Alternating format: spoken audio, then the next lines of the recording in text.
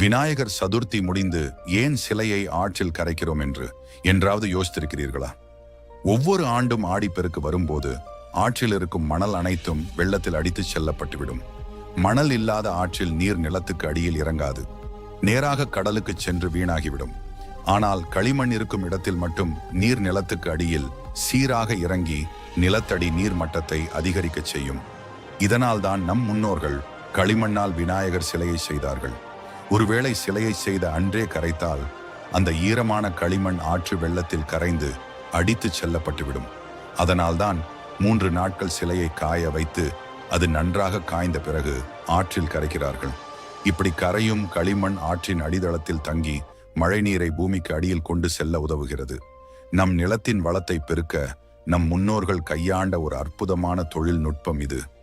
உங்களுக்கும் விநாயகரை பிடிக்கும் என்றால் மறக்காம நம்ம சேனலை சப்ஸ்கிரைப் பண்ணிக்கோங்க.